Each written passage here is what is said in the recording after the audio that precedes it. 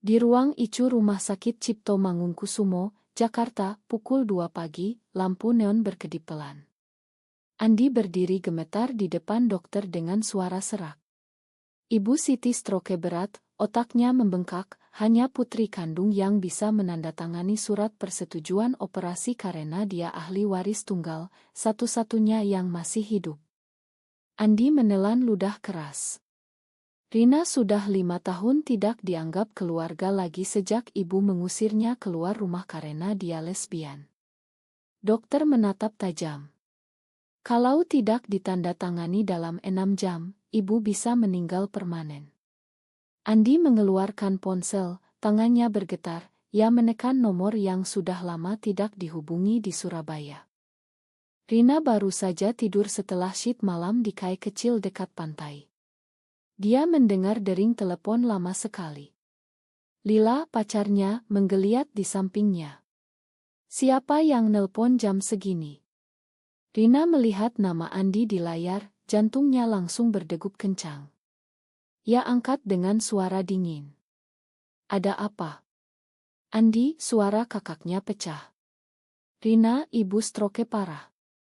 Dokter bilang hanya kamu yang boleh tanda tangan surat operasi. Kalau tidak, ibu mati. Rina terdiam, ponsel hampir jatuh dari tangannya. 5 tahun lalu ibu pernah bilang, kamu bukan anakku lagi, kamu mati bagi keluarga ini. Sekarang tiba-tiba butuh dia. Rina menutup mata, ingatan itu datang seperti banjir. Malam itu di rumah besar Menteng, ibu masuk kamarnya tanpa ketuk, melihat chat di layar laptop Rina dengan Lila, oto ciuman di pantai Anyer. Ibu menjerit seperti kesurupan.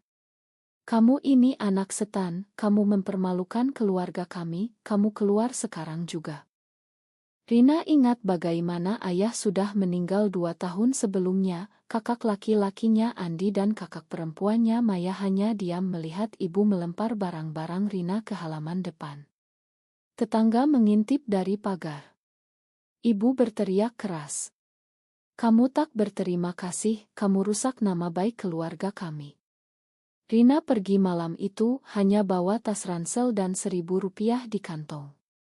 Ia naik angkot ke stasiun Gambir lalu kereta ke Surabaya tanpa tahu akan hidup bagaimana. Lila, yang dikenalnya lewat komunitas kecil di Instagram, menjemputnya di stasiun dengan motor tua. Mereka tinggal bersama di kontrakan sempit dekat Pasar Turi. Rina kerja serabutan, dulu pelayan kai, sekarang barista. Lila guru les priat bahasa Inggris. Mereka jarang bicara tentang keluarga. Rina hanya bilang ibunya sudah mati baginya. Sekarang telepon Andi membangunkan luka itu lagi. Rina suaranya datar. Aku tidak mau ke Jakarta. Andi memohon. Rina, ini ibu kandungmu, darah dagingmu. Kalau dia mati, kamu akan menyesal seumur hidup. Rina tertawa pahit. Menyesal. Ibu yang menyesal sudah mengusir aku 5 tahun lalu karena aku mencintai perempuan. Lila bangun, duduk, memeluk Rina dari belakang. Jangan pergi, sayang. Mereka hanya akan lukai kamu lagi. Rina meletakkan ponsel di meja, tangannya dingin. Ia ingat betapa sakitnya saat Maya, kakaknya, mengirim pesan terakhir.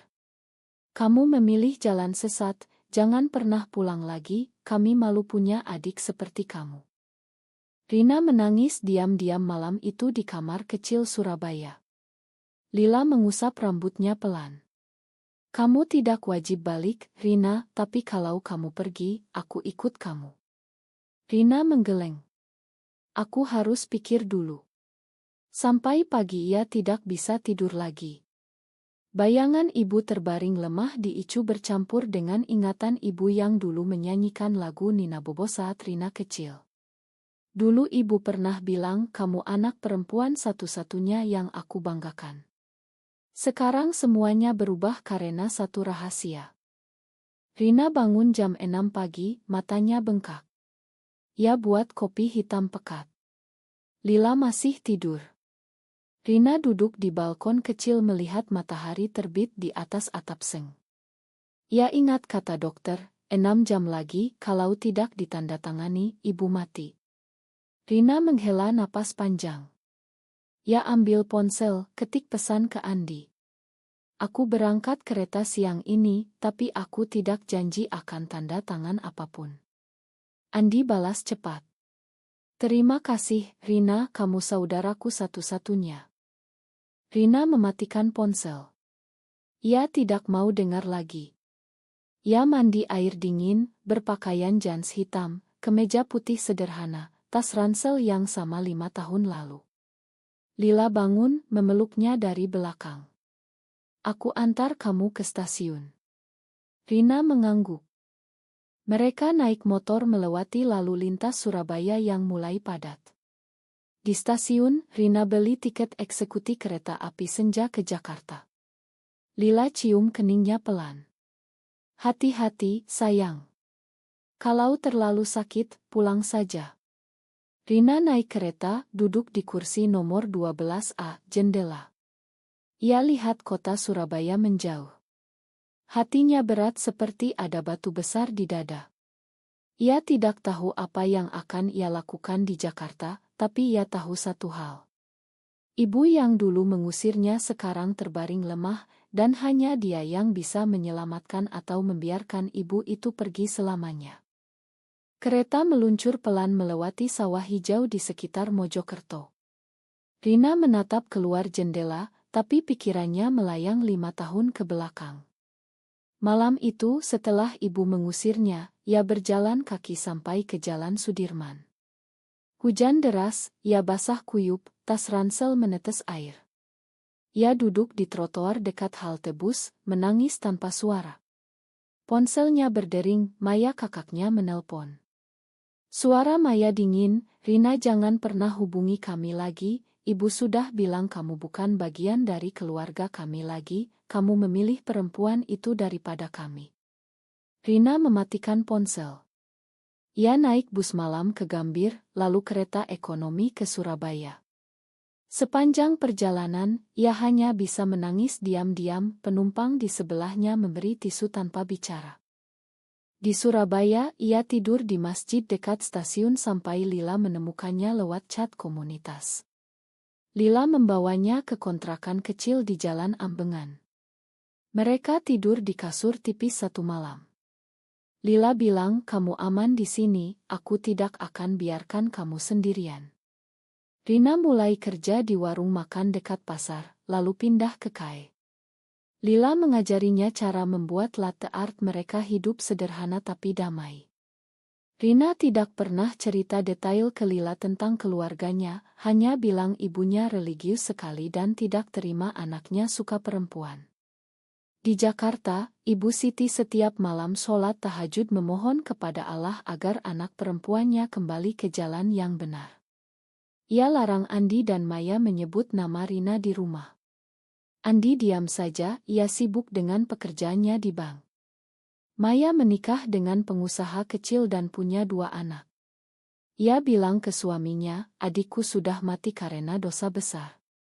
Ibu Siti mulai sakit-sakitan, tekanan darah tinggi, tapi ia tolak pergi ke dokter. Ia bilang ini hukuman dari Tuhan karena anaknya sesat. 2 tahun lalu, Ibu Siti mulai sering lupa ingatan. Dokter bilang gejala awal Alzheimer, tapi ibu tolak obat, ia lebih suka berdoa saja. Sekarang stroke ini datang tiba-tiba seperti petir di siang bolong. Di kereta, Rina ingat hari ketika ia pertama kali sadar ia suka perempuan. Di kelas 2 SMA, ia jatuh cinta pada teman sekelasnya yang bernama Sari. Mereka sering belajar bersama di perpustakaan, tangan mereka bersentuhan secara tidak sengaja. Rina merasa jantungnya berdegup kencang. Ia tidak berani bilang apa-apa sampai Sari pindah ke Bandung. Rina menangis berhari-hari. Ia pikir itu hanya AC, tapi di kuliah di Universitas Indonesia, ia bertemu Lila lewat acara diskusi rahasia komunitas kecil di kampus. Mereka jatuh cinta perlahan. Lila yang lebih tua 2 tahun memberi Rina keberanian untuk hidup apa adanya. Sekarang di kereta, Rina memegang ponsel membaca chat lama dengan Lila yang penuh kata sayang. Ia tersenyum kecil, tapi senyum itu hilang saat ingat wajah ibu yang penuh kebencian malam pengusiran itu. Ibu bilang kamu membuat ayahmu mati karena malu, kamu membunuhnya. Rina tahu ayahnya meninggal karena serangan jantung, tapi ibu selalu salahkan dia. Rina menghela napas panjang. Kereta berhenti di stasiun Gambir, Jakarta. Hujan gerimis, ia keluar dari kereta, udara dingin menusuk tulang. Andi sudah menunggu di pintu keluar, wajahnya pucat. Rina, ia memeluk Rina sebentar. Rina kaku, tidak membalas pelukan. Ayo ke rumah sakit, ibu sudah kritis. Rina naik mobil Andi, mobil mewah yang dulu dibeli ayah mereka. Jalanan Jakarta macet seperti biasa. Andi bicara pelan, Rina, ibu sering sebut nama kamu akhir-akhir ini, kadang bilang Rina pulang nak, kadang bilang kamu anak durhaka. Rina diam saja. Ia lihat gedung-gedung tinggi lewat jendela. Hatinya campur aduk antara benci dan kasihan. Sampai di rumah sakit, bau obat menyengat hidung. Maya sudah ada di sana dengan suaminya dan 2 anak kecil. Maya melihat Rina, tatapannya dingin, kamu datang juga akhirnya. Rina mengangguk kecil. Dokter memanggil mereka ke ruang tunggu. Dokter bilang operasi harus segera, kalau tidak ibu tidak akan bertahan. Rina menatap kertas di tangan dokter, surat persetujuan operasi kraniotomi. Hanya nama Rina yang tertulis sebagai wali ahli waris. Rina merasa dunia berputar. Ia ingat kata ibu 5 tahun lalu, kamu mati bagiku. Sekarang ibu yang akan mati kalau Rina tidak tanda tangan. Rina duduk di kursi plastik ruang tunggu Icu, tangannya memegang kertas surat persetujuan operasi. Tinta hitam di atas kertas putih terasa berat seperti batu. Andi duduk di sebelahnya, Maya berdiri jauh dengan tangan bersedekap. Suaminya memeluk bahu Maya, anak-anak mereka bermain diam di pojok. Rina membaca ulang kalimat demi kalimat persetujuan tindakan medis berisiko tinggi, kemungkinan komplikasi, cacat permanen, bahkan kematian. Ia merasa mual. Lila mengirim pesan, hati-hati sayang, kalau terlalu berat pulang saja, aku jemput di stasiun. Rina membalas, aku masih di sini, belum tahu mau apa. Rina ingat malam pertama di Surabaya. Lila memeluknya erat di kasur sempit, bilang kamu tidak sendirian lagi, aku di sini selamanya. Mereka membangun hidup baru.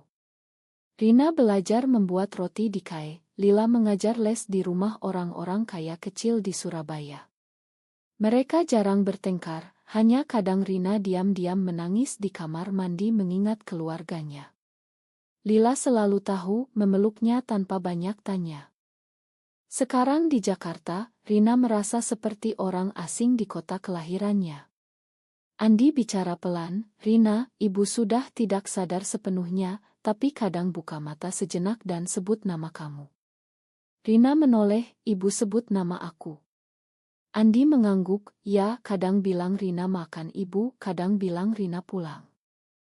Rina merasa dada sesak. Ia benci ibu, tapi mendengar kata ma dari mulut Andi membuatnya goyah.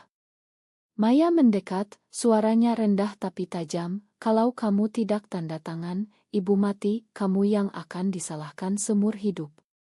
Rina menatap Maya, kamu yang dulu bilang aku sudah mati bagimu, sekarang kamu minta aku selamatkan ibu. Maya membuang muka, suaminya menarik Maya pergi. Rina berdiri, ia keluar ke koridor rumah sakit mencari udara segar. Di taman kecil belakang rumah sakit, ia duduk di bangku batu. Hujan masih gerimis. Ia menelepon Lila. Suara Lila lembut, bagaimana di sana? Rina ceritakan semuanya. Lila diam sebentar, lalu bilang keputusan ada di tanganmu sayang, tapi ingat berapa banyak air mata yang kamu teteskan karena mereka, jangan biarkan mereka lukai kamu lagi. Rina mengangguk meski Lila tidak bisa melihatnya. Aku takut Lila, kalau aku tanda tangan berarti aku memakan mereka, tapi kalau tidak aku akan jadi pembunuh ibu sendiri. Lila bilang, kamu bukan pembunuh, kamu hanya anak yang sudah dibuang. Rina menutup telepon. Ia kembali ke ruang tunggu. Dokter datang lagi, waktu sudah hampir habis. Rina. Rina menatap kertas itu sekali lagi. Ia ingat wajah ibu dulu saat masih kecil, ibu membelai rambutnya bilang kamu akan jadi anak yang hebat. Rina menggigit bibir. Ia ambil pulpen, tangannya gemetar, tapi sebelum ia tulis nama, Andi tiba-tiba bilang, tunggu Rina, ibu sadar sebentar, dokter bilang ibu minta bertemu kamu. Rina membeku, ibu minta bertemu aku. Andi mengangguk, ya cepat sebelum ibu pingsan lagi. Rina berjalan ke kamar Icu, kakinya terasa berat. Pintu kaca terbuka, bau obat semakin kuat. Ibu Siti terbaring dengan banyak selang di tubuh. Matanya setengah terbuka.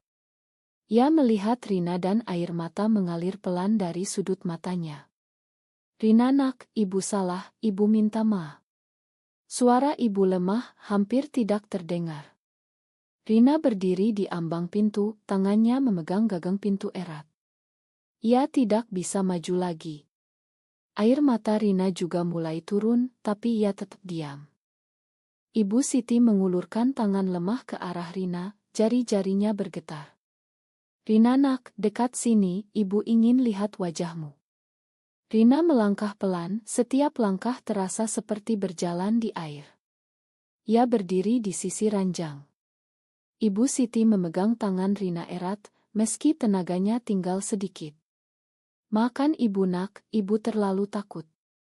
Ibu takut apa kata tetangga, apa kata keluarga besar, ibu takut kamu masuk neraka.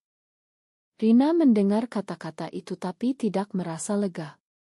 Ia ingat semua malam ia tidur di trotoar stasiun Gambir karena tidak punya uang hotel.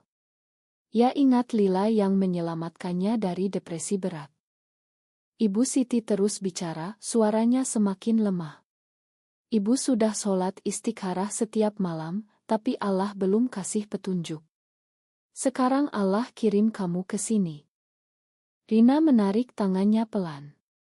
Ibu, aku sudah hidup 5 tahun tanpa kamu. Aku bahagia dengan Lila. Ibu Siti menggeleng pelan. Lila itu perempuan nak, itu dosa besar. Rina merasa darahnya mendidih. Dosa ibu yang mengusir anak sendiri itu tidak dosa.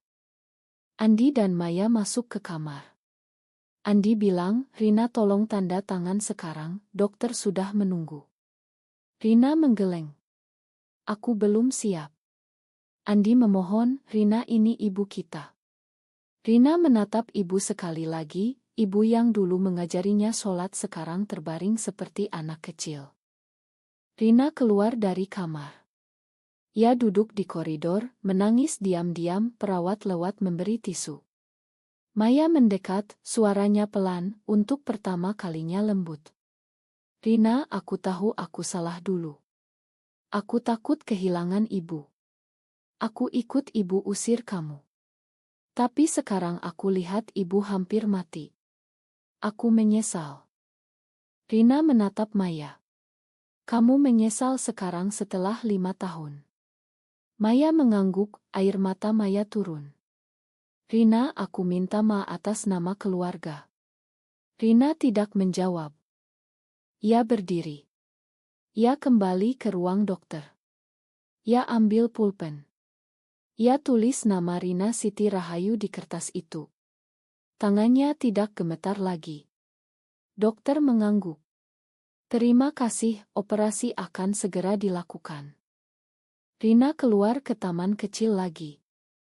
Lila menelepon. Rina, bagaimana? Rina bilang, aku sudah tanda tangan. Lila diam sebentar, lalu bilang, kamu hebat sayang. Rina menangis di telepon. Aku tidak tahu apa yang benar lagi, Lila. Lila bilang, yang benar adalah kamu tetap hidup apa adanya. Rina duduk di bangku sampai operasi selesai. Dokter keluar, wajahnya lelah. Operasi berhasil, tapi ibu masih koma, mungkin butuh waktu lama untuk sadar. Rina mengangguk. Ia pergi ke kamar ibu lagi. Ibu masih tidur dengan ventilator. Rina berbisik di telinga ibu. Aku sudah tanda tangan ibu, tapi aku belum makan ibu, mungkin suatu hari nanti. 3 hari kemudian, Ibu Siti masih koma, tapi tanda-tanda vitalnya stabil. Rina tinggal di rumah lama Menteng yang dulu ia tinggalkan. Andi dan Maya bergantian menjaga ibu di rumah sakit. Rina membersihkan kamar lamanya yang sudah berdebu. Ia menemukan oto lama di laci, ibu dan dia kecil tersenyum lebar. Rina duduk di lantai, menangis pelan. Lila datang ke Jakarta naik kereta malam. Ia memeluk Rina di kamar itu lama sekali. Lila bilang, kamu sudah lakukan yang benar, sekarang pulanglah ke Surabaya. Rina menggeleng, aku ingin tunggu ibu sadar dulu. Lila mengangguk. Mereka tidur berpelukan di kasur lama Rina. Malam itu, Rina bermimpi ibu kecil memeluknya dan bilang, ibu bangga padamu nak. Besok pagi, Andi menelepon, ibu sudah sadar sebentar tadi, ibu tanya kamu di mana. Rina dan Lila pergi ke rumah sakit. Ibu Siti matanya terbuka penuh. Ia melihat Rina dan Lila yang berdiri di samping ranjang. Ibu Siti diam lama, lalu bicara pelan. Rina nak, ibu lihat kamu bahagia dengan dia, Lila. Ibu tidak mengerti, tapi ibu tidak mau mati dalam kebencian. Rina menangis. Ibu, aku juga tidak mau benci ibu lagi. Ibu Siti mengulurkan tangan. Rina memegangnya erat, untuk pertama kalinya setelah 5 tahun. Maya dan Andi masuk ke kamar. Mereka semua menangis bersama. Ibu Siti bilang pelan, terima kasih Rina, kamu selamatkan ibu. Rina menggeleng. Aku selamatkan ibu karena aku masih anakmu, meski kamu pernah buang aku. Ibu Siti tersenyum lemah. Allah yang atur semuanya. Rina pulang ke Surabaya seminggu kemudian dengan Lila. Ibu Siti mulai bisa duduk dan bicara normal, meski masih lemah. Andi dan Maya sering datang ke Surabaya membawa makanan ibu buatan mereka. Perlahan keluarga mulai pulih, tapi luka 5 tahun tidak hilang begitu saja. Rina masih kadang menangis diam-diam, Lila selalu ada di sisinya. 1 tahun kemudian, Ibu Siti datang ke Surabaya pertama kalinya. Ia duduk di kontrakan kecil Rina dan Lila. Ibu Siti memeluk Lila pelan. Terima kasih sudah jaga anak ibu. Rina menangis bahagia. Untuk pertama kalinya setelah bertahun-tahun, ia merasa utuh lagi. Tapi di dalam hatinya, ia tahu perjalanan masih panjang. Apakah darah lebih kental daripada air atau luka yang sudah dibuat keluarga lebih dalam daripada ikatan yang bisa diperbaiki lagi?